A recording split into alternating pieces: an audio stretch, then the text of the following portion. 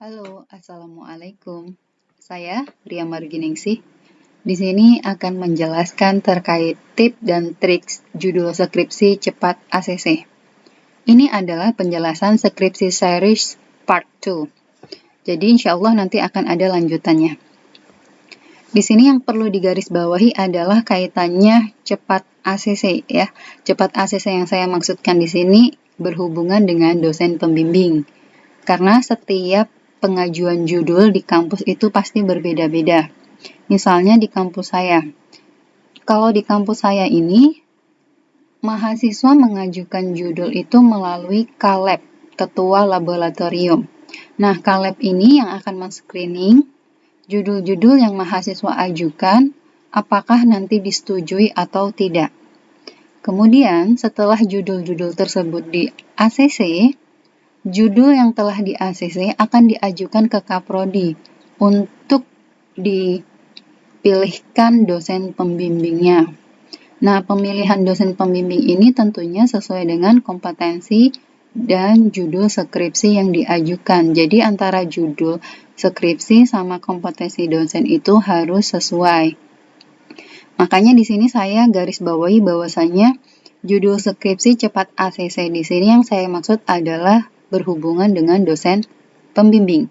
Karena bisa saja judul yang tadi diajukan oleh mahasiswa ke KLab yang telah disetujui oleh Kaprodi ternyata ketemu dosen pembimbing judul tersebut tidak di ACC yang artinya harus ganti judul. Itu banyak sekali kemungkinan terjadi hal demikian. Selanjutnya,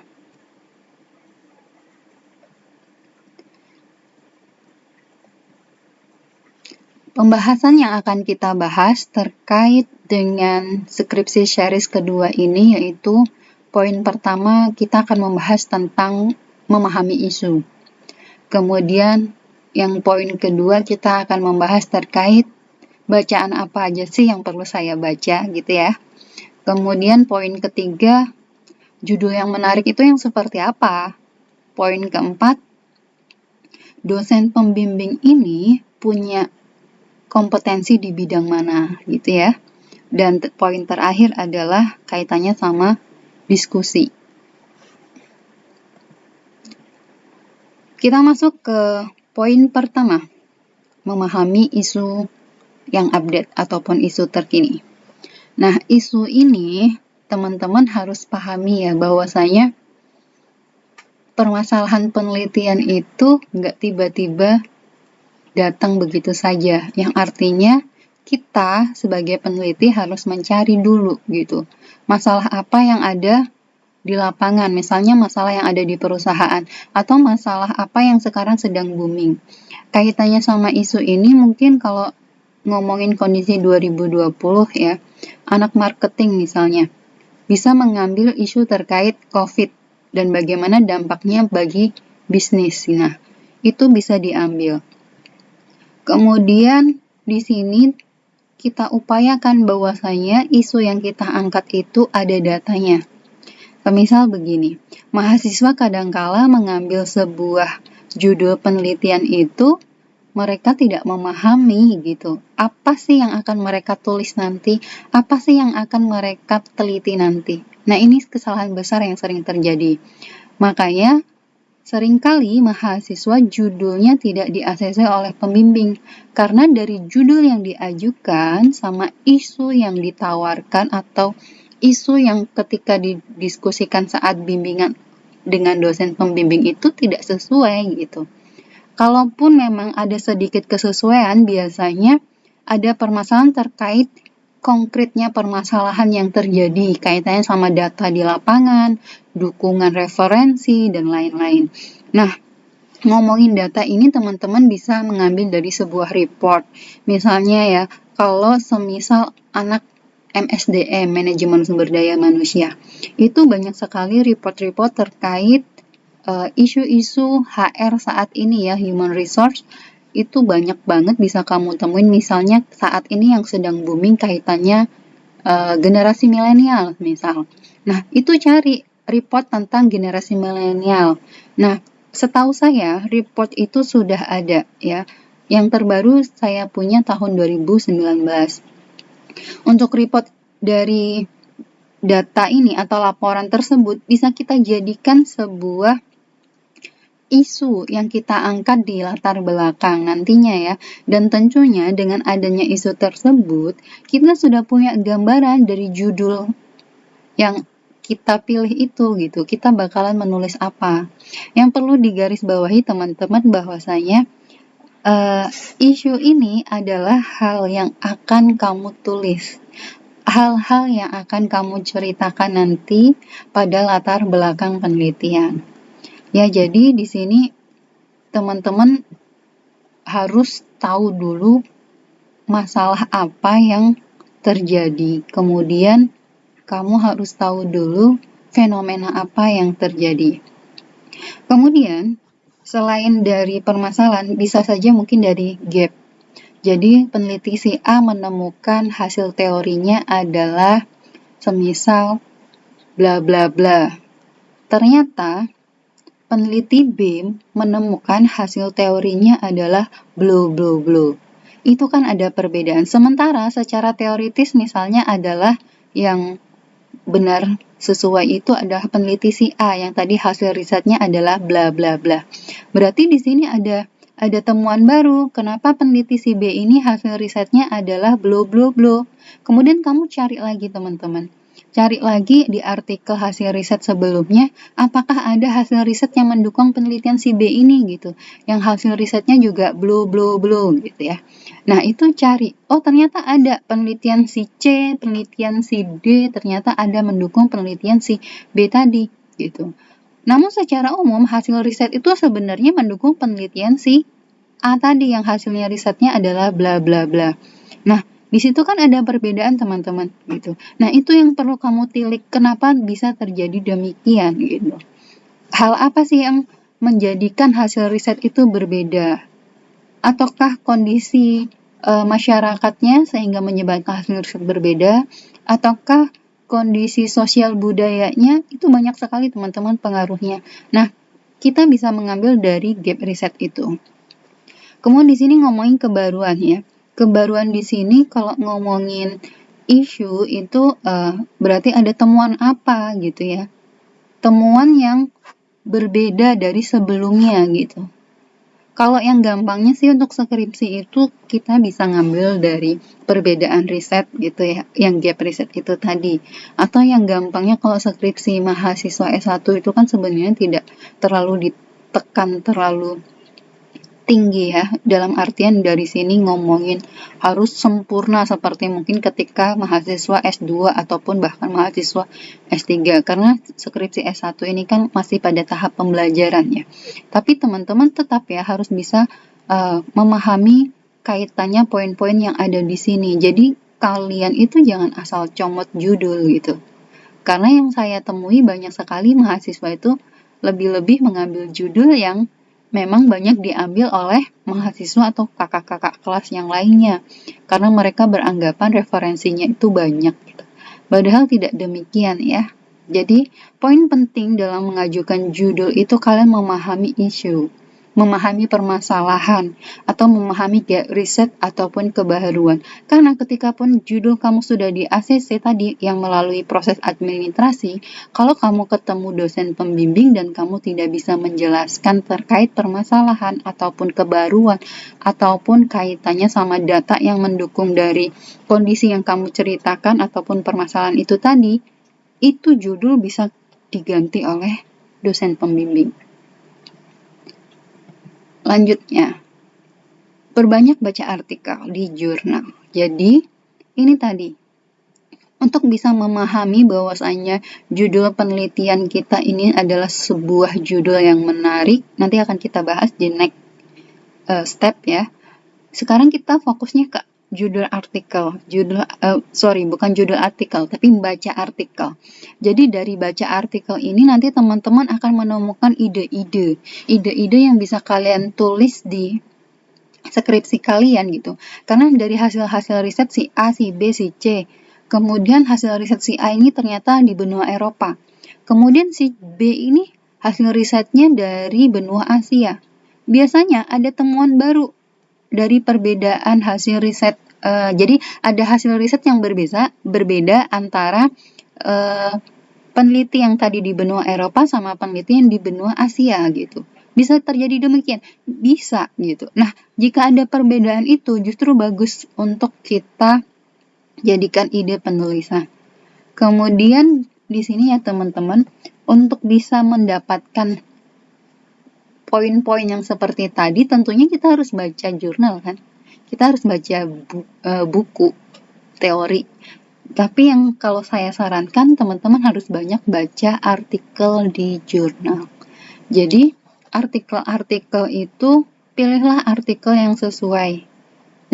Jadi dari awal itu teman-teman harus menentukan dulu gitu. Semisal variabel mana yang oke, karena kamu tertarik sama variabel A misalnya. Ya kamu mencari fokus artikel di jurnalnya itu fokus ke variabel A dulu gitu.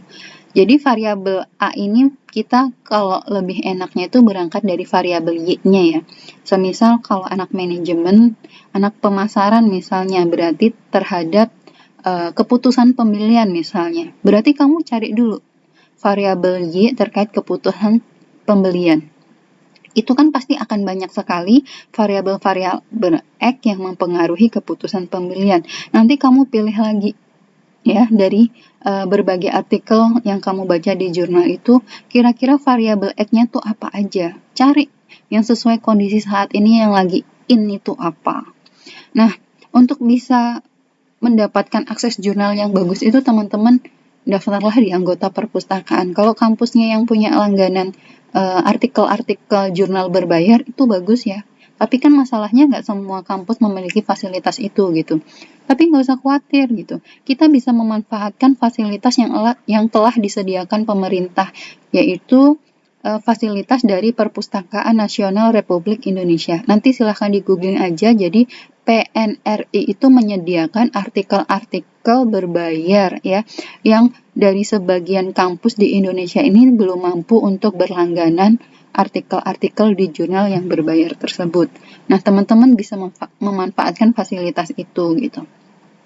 Dengan membaca banyak artikel, kita akan menemukan hasil-hasil riset sebelumnya itu seperti apa. Kaitannya sama state of the art ya, ngomongin overview. Jadi, dengan banyak membaca ini teman-teman, kita bisa memahami gitu loh, secara hubungan teoritis variabel X ke Y-nya, kemudian kita bisa memahami kerangka konsep yang nanti akan kita bangun gitu. Jadi, dari sekian banyak variabel X yang bisa mempengaruhi Y, kenapa teman-teman hanya memilih 2 variabel itu gitu, atau teman-teman hanya memilih 3 variabel, atau bahkan hanya memilih 1 variabel. Nggak masalah, tapi yang penting kamu tahu konsep apa yang kamu bangun itu asalnya dari mana gitu loh.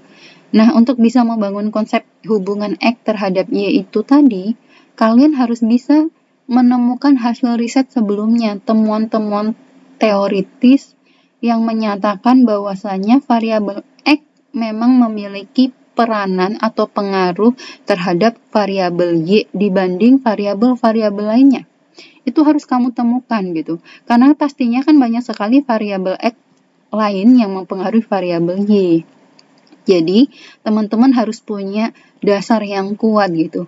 Karena berdasarkan permasalahan yang udah kamu angkat, semisal ya, ternyata memang hanya 2 variabel, semisal variabel X1 dan variabel X2 ini yang secara teoritis punya pengaruh terhadap variabel Y. Nah, itulah konsep yang bisa kita bangun dengan banyak membaca artikel. Ya, kita jadi mengetahui bagaimana hubungan variabel X terhadap Y. Sehingga bangunan yang kita bangun dari konsep ini kuat, teman-teman. Jadi, ketika nanti ujian kalian tidak digoyahkan ya dengan pertanyaan misal seperti ini. Kenapa kamu memilih 2 variabel X ini gitu dibanding variabel-variabel lain? Karena kan banyak sekali variabel yang mempengaruhi variabel Y, ya. Semisal ada pertanyaan seperti itu, jadi kamu sudah memiliki pondasi yang kuat. Nah, kemudian poin 3, tawarkan judul penelitian yang menarik. Nah, judul penelitian yang menarik ini tentunya yang nggak pasaran ya. Yang saya temui ya, kebetulan saya membimbingnya banyak mahasiswa MSDM. Itu sering banget atau banyak banget mahasiswa yang mengajukan tentang kinerja. Sebenarnya nggak masalah, cuman yang menjadi masalah itu mahasiswa itu mengajukan judul bukan berdasarkan dari permasalahan, bukan berdasarkan dari fenomena yang diangkat, bukan berdasarkan dari gap riset, tapi hanya berdasarkan referensi yang ada di perpustakaan kampus. Kebetulan memang judul penelitian yang banyak diangkat adalah tentang kinerja, sehingga mahasiswa mengajukan judul yang itu lagi. Padahal teman-teman, untuk mendapat perhatian yang lebih dari seorang dosen pembimbing, kalian harus memiliki sebuah kayak ngomongin insight baru buat dosen pembimbing tersebut gitu, bahwasanya ada sebuah pembahasan yang menarik dari judul yang kamu ajukan, kaitannya sama permasalahan yang saat ini sedang booming, kaitannya sama gap riset ya, kaitannya sama tadi ngomongin fenomena gitu. Jadi carilah judul-judul yang menarik. Judul menarik itu adalah yang berangkatnya dari permasalahan, fenomena, yang artinya judul itu nggak hanya sekedar kamu buat gitu, kamu pilih, yang penting kamu nemu judul gitu, nggak seperti itu. Nah sebenarnya judul itu berangkatnya itu dari permasalahan teman-teman. Jadi kalau semisal kamu membuat atau menemukan sebuah judul dulu, tapi kamu nggak tahu permasalahannya, ya nggak bakalan bisa gitu. Jadi kenapa tadi saya sampaikan di awal, ketika kamu mengajukan judul, pahami dulu isunya, pahami dulu permasalahannya gitu. Karena judul itu sebenarnya berangkat dari sana gitu, bukan judul dulu baru dicari permasalahannya gitu. Ya. Kemudian di sini yang tadi sudah saya jelaskan, bukan mencari judul tapi menemukan judul. Maksudnya di sini bukan judulnya yang kamu cari, tapi kamu akan menemukan judul dari permasalahan yang kamu ketahui, dari kondisi fenomena yang ada gitu. Jadi judul itu akan kita temukan sendiri dengan seiring kamu memahami permasalahan penelitian gitu. Tapi kan tidak ya, selama ini yang paling banyak ditemui di lapangan adalah mahasiswa mencari judul dulu atau membuat judul dulu baru mencari permasalahan. Itu salahnya teman-teman.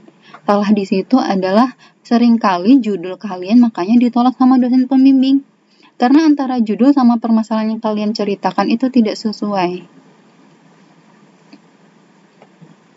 Selanjutnya, yang poin keempat, di sini pahami roadmap dari penelitian DOSBIM. Jadi tadi saya sampaikan bahwasanya sebisa mungkin akan lebih baik mahasiswa itu juga memberikan pemahaman baru, pengetahuan baru bagi dosen pembimbing gitu ya.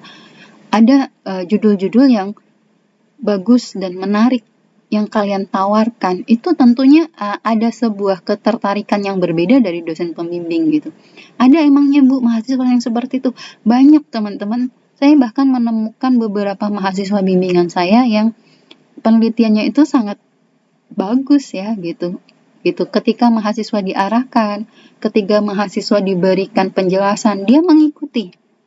Jadi dia mengikuti kayak instruksi, mengikuti masukan. Pada akhirnya judul skripsi, bukan judul ya, penelitian keseluruhan mahasiswa tersebut menjadi sangat bagus. Dan dari judul juga sudah sangat bagus. Jadi untuk bisa membuat sebuah judul yang bagus ataupun menarik kaitannya sama roadmap penelitian dosen ini, jadi dosen itu punya kompetensi teman-teman. Jadi kompetensi dosen itu bisa kamu cek melalui akun dosen tersebut di Sinta ID. Jadi akun Sinta, Google Scholar ini kaitannya dosen-dosen pembimbing kamu ini sudah memiliki penelitian dengan judul-judul apa saja, atau sudah menulis buku dengan judul apa saja. Nah, kalau bisa judul yang kita ajukan itu sejalan dengan kompetensi bidang, dalam artian memang sejalan dengan fokus yang sedang digeluti si dosen pembimbing. Jadi nanti akan banyak masukan juga dari dosen pembimbing ke kamu sebagai mahasiswa bimbingannya. Kemudian dosen pembimbing itu juga akan dimudahkan dengan kaitannya ya memang itu kompetensi si dosen tersebut gitu. Tapi Bu, seringkali saya menemukan misalnya dosen pembimbing itu tidak sesuai dengan kompetensi bidang gitu. Ya, itu biasanya ada kesalahan biasanya kalau seperti itu. Tapi pernah nggak seperti pernah gitu? Karena bisa saja kaitannya hal itu dosen pembimbing memang biasanya menguasai beberapa bidang gitu ya. Tapi sebisa mungkin teman-teman nanti ketika kamu mengajukan judul dan ketemu dosen pembimbingnya, semisal sudah tahu dosen pembimbingnya cari tahu dulu bahwasanya bidang kompetensi dosen pembimbing kamu itu apa, lebih mengarah kemana, cenderung berfokus ke penelitian dengan penelitian yang seperti apa. Itu bisa dicek di Sinta ID, Google Scholar, ORCID ataupun Scopus ya. Kemudian di sini perbanyak diskusi dan kurangi basa-basi. Ini poin penting teman-teman. Jadi mahasiswa itu seringnya menghilang dari bimbingan, dari jadwal bimbingan. Padahal dosen pembimbing itu kan punya waktu yang tidak banyak ya teman-teman. Mereka tuh harus berbagi waktu antara kampus, kuliah ya, antara penelitian, pengajaran, dan pengabdian. Jadi teman-teman ketika dosennya memberikan waktu untuk bimbingan, manfaatkanlah gitu ya. Jadi jika kalian adalah sebagai mahasiswa skripsi angkatan pertama, poin pertama yang perlu kamu lakukan adalah carilah kakak kelas tersebut adalah kakak kelas itu adalah yang dosen pembimbingnya sama gitu sama kamu gitu. Berarti di sini kamu bisa membaca dulu nih medannya, yang artinya dosen pembimbingnya ini tipenya gimana sih, modelnya seperti apa sih, ya kamu pahami dulu karakternya seperti itu untuk memudahkan. Ada kalanya gini, mahasiswa itu tidak membaca template, membuat proposalnya itu template-nya berdasarkan kakak kelas gitu. Nah ini juga kesalahan ya teman-teman. Jadi ketika pun mencari kakak kelas, pastikan kembali apa yang menjadi referensi kakak kelas itu apakah memang sudah benar gitu. Apakah memang sudah ACC dari dosen pembimbing ataukah belum gitu ya. Jadi itu perlu di cross check lagi. Diskusi di sini kalian hanya mencari gitu loh, kayak model pembelajaran atau model diskusi atau model bimbingan yang dilakukan oleh dosen pembimbing kamu tuh seperti apa. Jangan sampai nanti ketika bimbingan, Bu, tapi menurut kakak kelas seperti ini, Bu, menurut kakak kelas ini. Jadi seolah-olah dosen pembimbing kamu nggak lebih paham dong dari kakak kelas kamu. Jangan sampai seperti itu ya. Karena saya sering sekali menemukan hal-hal yang demikian gitu. Jangan sampai salah-salah penyampaian katanya. Kemudian di sini teman-teman untuk memahami dari model bimbingan ataupun model diskusi dengan dosen pembimbing itu, kalian bisa melihat dari skripsi-skripsi yang pernah dibimbing oleh dosen pembimbing kamu. Model template-nya seperti apa, gaya penulisannya, walaupun sudah ada template dan panduan di perpus ya, maksud saya di kampus masing-masing ya. Nah, kadangkala template itu mahasiswa tidak benar-benar mempelajari dengan detail gitu. Ada dosen yang modelnya detail bahwasanya ya kamu harus mengikuti, ada dosen yang ya udahlah salah-salah dikit nggak apa-apa gitu. Nah, itu kembali lagi ya. Tapi yang perlu saya garis bawahi di sini untuk membaca medan itu adalah untuk memahami bagaimana model karakter dosen ketika membimbing, ketika mengulas proposal ataupun skripsi yang kalian tulis. Jadi ini akan memudahkan kalian gitu. Karena standarnya walaupun dalam dunia akademisi itu ya, model penelitian, penulisan itu sebenarnya sudah ada standarnya. Tapi kan setiap dosen punya gaya masing-masing ya. Nah ini hanya untuk memudahkan kalian aja gitu. Jangan sampai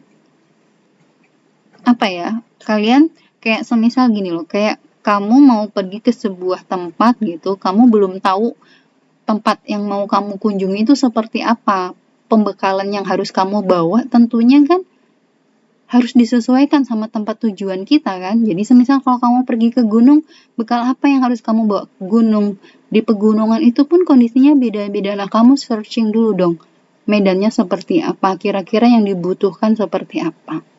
Begitu ketika kamu mau ke pantai di wilayah Indonesia itu kan beda-beda. Ada yang memiliki ombak yang besar, ada pantai yang benar-benar panas sekali, ada yang pantai pasirnya putih, pasirnya hitam gitu. Kira-kira keperluan apa yang kamu butuhkan gitu kaitannya fotografi misalnya, peralatan seperti apa gitu. Berarti kan untuk mengecek medannya itu harus kamu pahami dulu kan dengan browsing. Nah, dengan kamu diskusi dengan kakak kelas ini ya udah bisa dikatakan kamu browsing-browsing dulu kaitannya memahami gaya bimbingan dosen pembimbing. Nah, setelah itu langsung bimbingan gitu. Nggak usah ditunda-tunda gitu. Apa yang tidak kamu ketahui, apa yang belum kamu pahami, diskusikan dengan dosen pembimbing. Dan tentunya kamu harus belajar dulu kaitan sama poin-poin yang sudah saya sampaikan di poin-poin awal tadi gitu. Karena apa? Dosen pembimbing tentu akan lebih senang ketika mahasiswa sudah belajar dulu, sudah membaca dulu. Walaupun setelah membaca, sudah belajar, ternyata banyak sekali poin-poin yang belum dipahami oleh mahasiswa. Tapi seenggaknya sebagai dosen pembimbing pasti akan mengapresiasi, akan merasa senang bahwasanya seenggaknya mahasiswa telah berusaha belajar dulu, berusaha memahami. Itu menjadi poin plus teman-teman. Jadi kalian harus bisa membangun kayak pandangan pertama dosen pembimbing terhadap kamu, bagaimana kamu dipersepsikan oleh si dosen pembimbing. Jadi jangan sampai di situ kalian dari awal aja sudah tidak ada koneksi ya, itu berbahaya gitu. Jadi membuat skripsi itu kan harus ada kerjasama baik dosen pembimbing maupun si mahasiswa. Mungkin itu penjelasan dari saya. Untuk video-video penjelasan lainnya nanti bisa teman-teman klik di sini ya, di Grip Skill. Insya Allah nanti saya akan membuat materi-materi lainnya yang bermanfaat. Silahkan dukungannya untuk subscribe ya. Semoga ini bermanfaat. Ketemu lagi di kesempatan skripsi series lainnya. Wassalamualaikum.